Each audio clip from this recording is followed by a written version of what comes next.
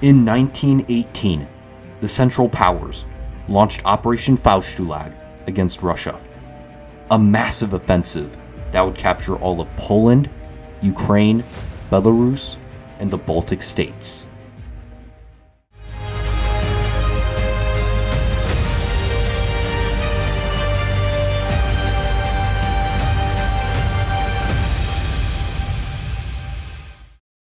Hi, I'm Alexander Peterson, and welcome to Dino Historians. Today, we will answer a big question. Why did Germany invade Russia in World War I? To answer this question, we have to go back to the beginning of the war. We begin in June 1914. For the past half a century, tensions have been building all around Europe and the world. The Russian Empire's power is rising at an alarming rate every year. This greatly concerns the German Empire, with German generals predicting Russia would be too powerful to stop by 1917. Alliances between the European powers, known as the Triple Alliance and the Triple Entente, are on the brink of war with each other. It all began on June 28, 1914. The heir to the Austrian throne, Franz Ferdinand, and his wife traveled to the Austro-Hungarian Empire's territory, Bosnia-Herzegovina, in the city of Sarajevo to inspect troops. The Archduke and his wife are then assassinated by a Bosnian Serb nationalist. The Austro-Hungarian Empire, a German ally, accuses the Russian ally Serbia of organizing the attack.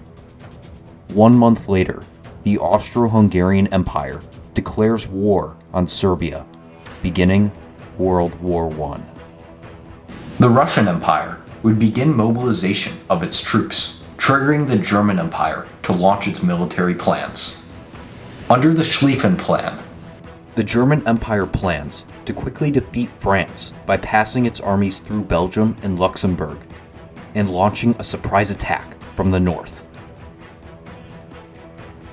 The German Empire will then turn its attention to the east, in Russia, whose troops will take more time to mobilize. The German Empire then declares war on the Russian Empire and begins its offensive in the west. However, the Russian Empire mobilizes its troops earlier than the German Empire expects and begins its invasion of Germany and Austria-Hungary. The offensive in German East Prussia is repelled, while the offensive in Austria-Hungary is successful. In the west, the Western Front stabilizes, allowing Germany to send troops to the east to defend against the Russians.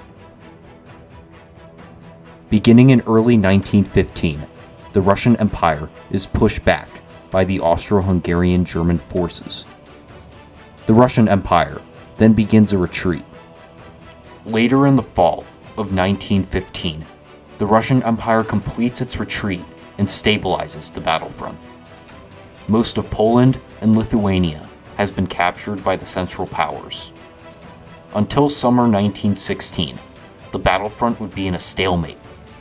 After Russia's allies France and Italy are under severe pressure from the Central Powers, the Russian Empire attempts to relieve its allies by launching a massive offensive, known as the Brusilov Offensive, against the Central Powers, which succeeds in piercing through Austro-Hungarian German defenses.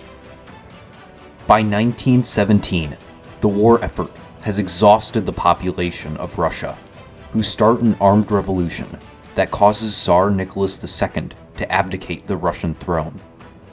A provisional government is put into place and chooses to continue the war.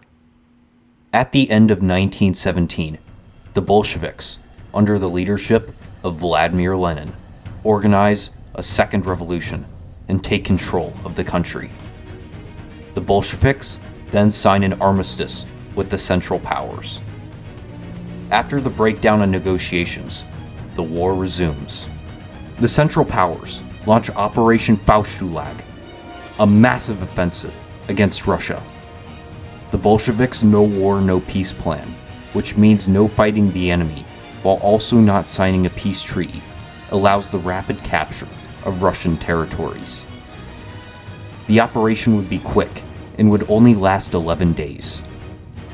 After the offensive, the Bolsheviks are forced to sign a peace treaty where occupied territories become under control of the Central Powers.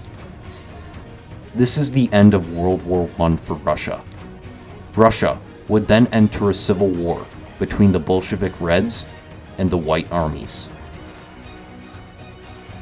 The German Empire invaded the Russian Empire to protect itself and its allies against a massive, ever-growing great power. The fear that Russia would be too powerful to stop by 1917 encouraged the German generals to act sooner rather than later against Russia. The Bolsheviks' no war, no peace plan allowed the rapid capture of Russian territories across Europe. And there are so many other reasons as to why these two great powers clashed.